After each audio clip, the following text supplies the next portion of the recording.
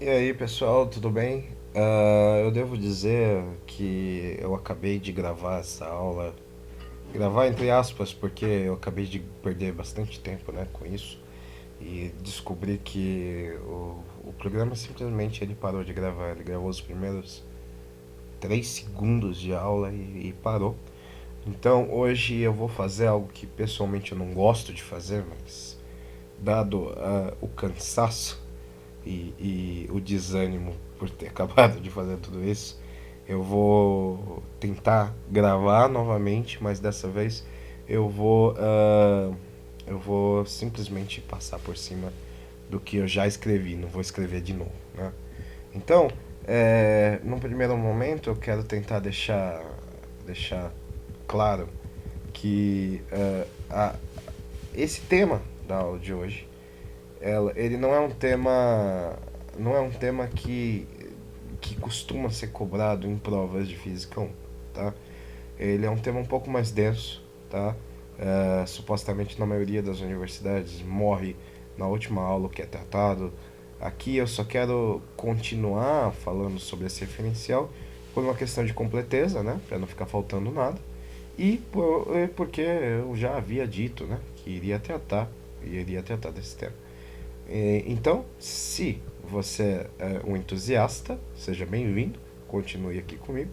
Se você quer continuar a fundo no tema. Se você está aqui só para poder ter um melhor desempenho na disciplina, né? Mas simplesmente no ponto de vista pragmático da nota, não julgo, tá? Existem nem toda disciplina de nosso agrado, mas eu devo dizer que aproveita, né? E provavelmente vai ser totalmente contra-intuitivo, né? Não vai ser mais cansativo do que proveitoso para você, tá?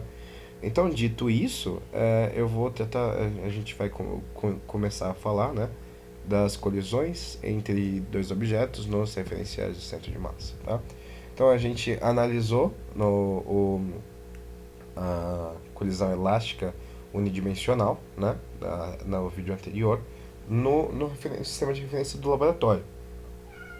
Agora a gente vai ver as colisões do centro de massa no sistema de referência do centro de massa. O componente x da velocidade do centro de massa a gente já conhece. Então, o centro de massa tem uma velocidade, né? E o componente x dessa velocidade é dada por essa equação, tá? Isso não é novidade para ninguém. Quando a gente viu o centro de massa, a gente tratou em cinemática do centro de massa qual era a velocidade de aceleração, né? Com relação ao centro de massa, os componentes x da velocidade do objeto nesse centro de massa é dado por essas transformações de Galileu, né? Isso aqui são todas transformações galileanas, né?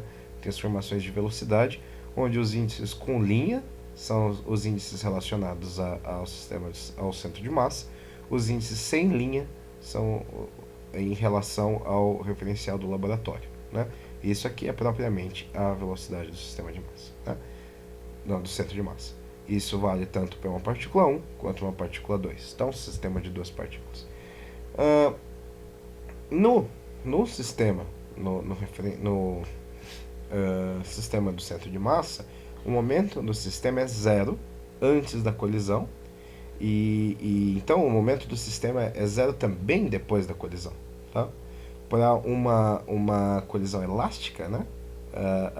A única maneira de ambos os momentos de energia cinética serem as mesmas antes e depois das colisões são ambos os objetos terem a mesma velocidade, ou para voltar, né, para direções reversas, né, de velocidades. Então, do ponto de vista dessa condição, o que a gente vai ter é que no estado inicial os objetos vão ter as suas velocidades e tal, e no estado final eles vão voltar exatamente com as mesmas rapidez, mas direções contrárias, né? O módulo da velocidade continua o mesmo, mas direção é contrária após a colisão para que ela seja elástica, né? Isso tudo no referencial do centro de massa, claro. No sistema de referência do centro de massa, as velocidades finais, as componentes x dessas velocidades, são dadas também por essas transformações galileanas, né? Dado que a gente sabe, então, que as velocidades finais são relacionadas pelas velocidades iniciais negativamente, né? Então, a gente sabe as relações de velocidade inicial, a gente acaba sabendo a velocidade final imediatamente, né? Então, a componente X das velocidades no sistema do laboratório, elas vão acabar sendo dadas, a gente já conhece de novo a transformação galileana, vão ser dadas por essas relações, ok? A velocidade final da partícula no sistema do laboratório vai ser também no sistema do centro de massa, mais a velocidade do próprio sistema de referência. A gente sabe quanto que é isso aqui, né? E fazendo toda a manipulação algébrica, a gente consegue simplificar, chegando nesse resultado, ok? Isso tudo, todo esse cálculo, ele é tratado e ele é fechado, bem redondinho e tal, mas ele é completo para duas dimensões, ou para uma dimensão. Então, como no vídeo anterior, a gente vai dar um salto para sistemas bidimensionais. Então a gente vai considerar o mesmo tipo de situação, tá? A gente vai considerar uma colisão elástica entre duas partículas no referencial do laboratório, igual a gente considerou no vídeo anterior. Uma partícula 1 de massa m1, ela está inicialmente se movendo com uma velocidade v1 inicial e colide elasticamente com a partícula 2 de massa m2, que está inicialmente em repouso. Depois da colisão, a partícula 1 se move com uma velocidade v1 final e a partícula 2 se move com uma velocidade v2 final, tá? A gente determinou como encontrar V1F, V2F e o ângulo de espalhamento θ2F em termos de V1i e θ1F, né? Ou θ1i, tanto faz. A gente agora vai analisar as colisões no sistema do centro de massa, a mesmo tipo de colisão, com como se ele fosse, né, um sistema onde tem um sistema de referências do laboratório que sofre um boost, né, pela velocidade do centro de massa, né, como todo mundo sofresse esse boost. Portanto, a velocidade do centro de massa, agora a gente passou para uma situação vetorial, né, porque mudamos para duas coordenadas, né. Então, ela é dada por essa relação, visto que do ponto de vista do laboratório, a velocidade da partícula 2 é zero, então ela é dada só por isso, né? E a gente pode, né, assumir que não existe nenhuma força externa agindo no sistema. Então o centro de massa, a velocidade do centro de massa permanece constante durante toda a interação. Se a gente lembrar a velocidade da partícula 1 e da partícula 2 no centro de massa, elas são dadas pelas equações que a gente já conhece, né? Pelas mesmas equações em uma dimensão. A gente vai abrir para duas equações, uma para cada dimensão. Mas tudo bem, a gente já sabe fazer isso. Só precisa mudar o índice. No referencial do centro de massa, a velocidade de duas partículas incidentes, elas são de direções opostas, né? Sempre. E elas são as velocidades das partículas após a colisão, né? Elas também continuam igual e em sentido oposto, né? Então, quando a gente tem essa condição aqui, a gente tem uma partícula 1 incidente, com uma velocidade inicial 1, né? Do ponto de vista do sistema do centro de massa, ou seja, tudo isso aqui está na condição de centro de massa. Aqui a gente tem uma segunda partícula incidente também agora, que é dentro desse referencial, centro de massa, e com a velocidade 2 inicial.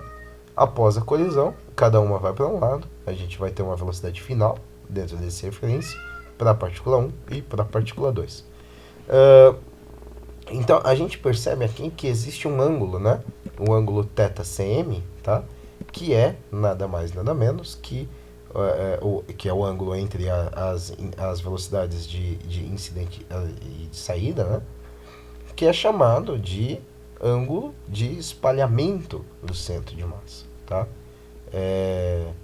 Então, se a gente considerar uma colisão entre uma partícula 1 de massa m1, velocidade v1 inicial, partícula 2 de massa m2 em repouso no sistema de referência do laboratório, a partícula 1 ela é espalhada elasticamente através de um ângulo de espalhamento θ no referencial do centro de massa.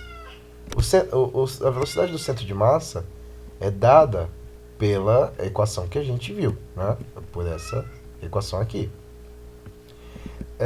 Então, no centro de massa, nesse referencial, o momento do sistema das duas partículas é zero.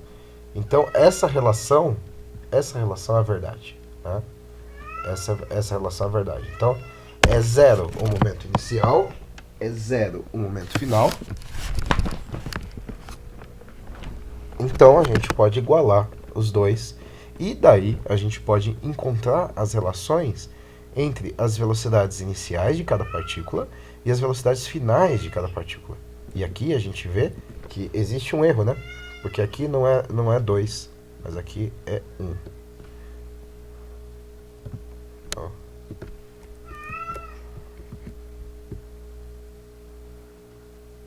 Ok?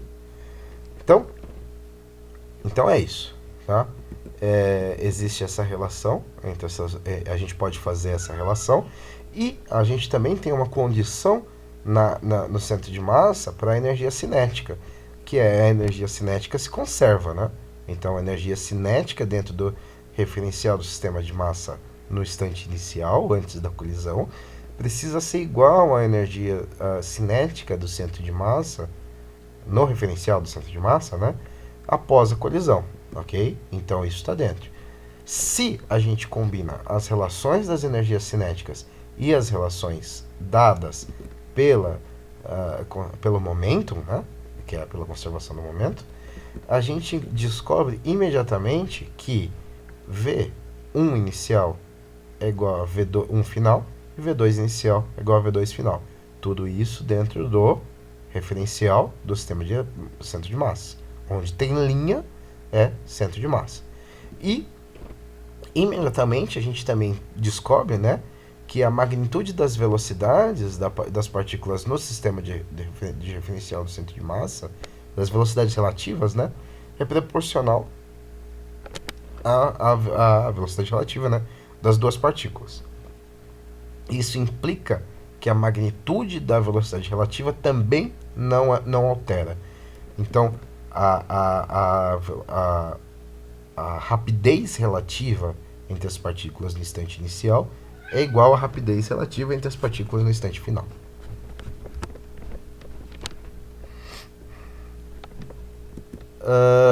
Então, se a gente verificar os nossos resultados anteriores para uma colisão elástica, a rapidez relativa permanece a mesma, de fato.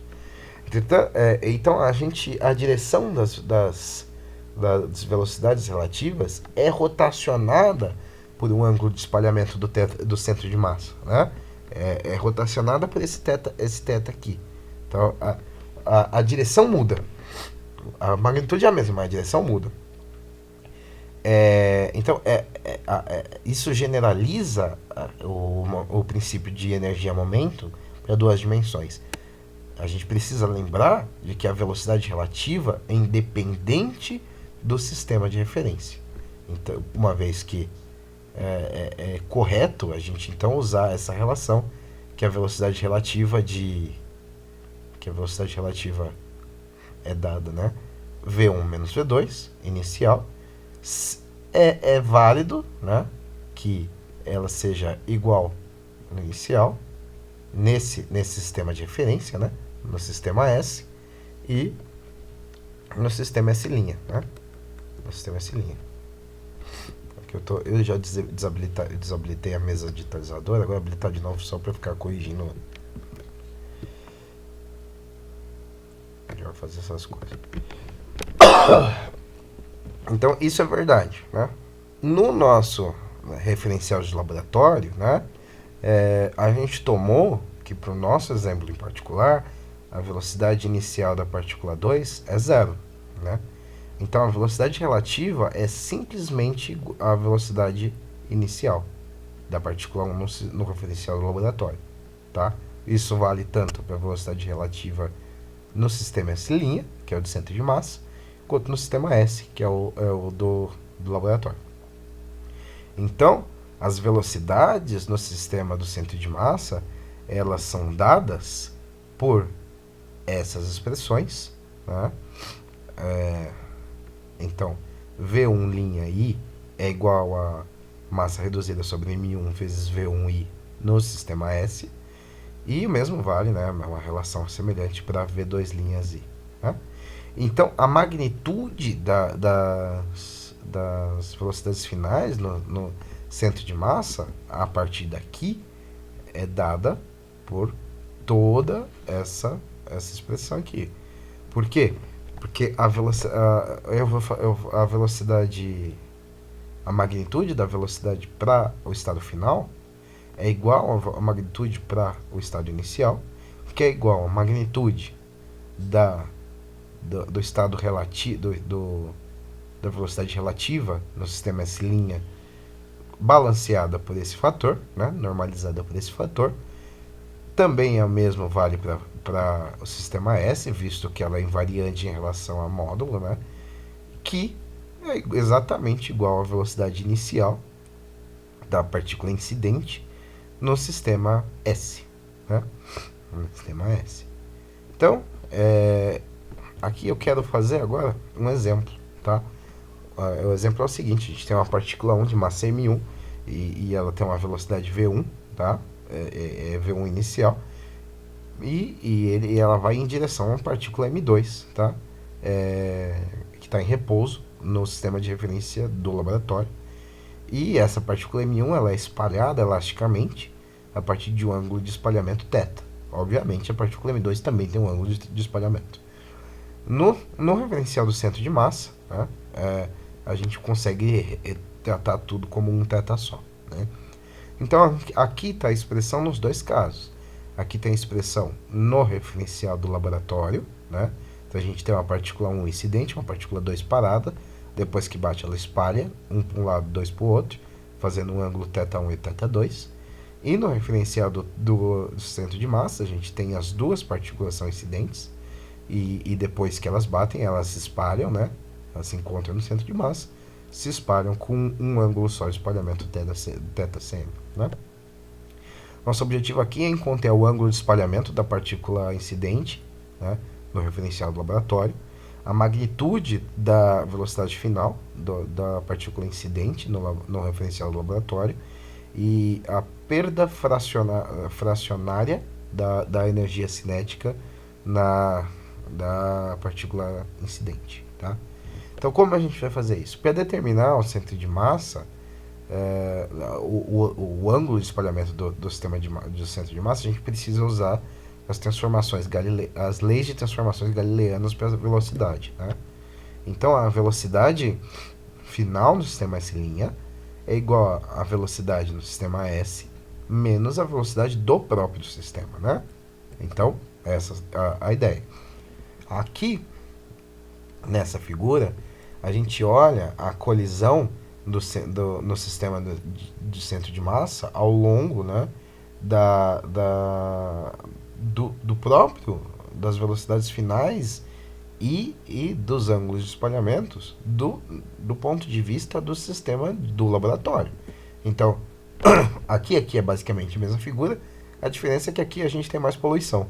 O que é as poluições? A gente tem uma velocidade no sistema de laboratório, a gente vê para onde vai as partículas no sistema de laboratório e quais são os ângulos de espalhamento de cada partícula, né? Os ângulos de espalhamento de cada partícula no referencial no referencial do laboratório também. Aqui tem um errinho, né? Porque esse ângulo aqui não é só isso, esse ângulo é toda essa parte aqui. Tá? Então, agora tá certo.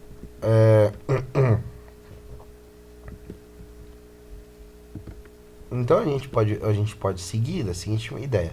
A decomposição dos vetores para essas partículas são dadas por essa equação. Tá? Isso aqui é trigonometria. Então, vocês podem acreditar em mim, que não é o ideal, mas é mais fácil. Ou vocês podem enxergar essas relações na imagem poluída. Ou desenhar a imagem vocês mesmos. Tá? O ideal seria, quanto mais independência vocês tiverem, tanto para desenhar quanto para enxergar as equações melhor, mas isso vai dar um gasto de tempo e energia. Então, a gente tem essas relações para as velocidades finais da partícula 1, em relação tanto ao sistema S quanto ao sistema S', e a gente pode dividir uma pela outra, né, seno pelo cosseno, para ter a relação para tangente, né, do ângulo de espalhamento da partícula 1. A gente tem aqui essa ideia. Quando a gente descobre a tangente, se a gente descobre que a tangente é isso aqui, né? Aqui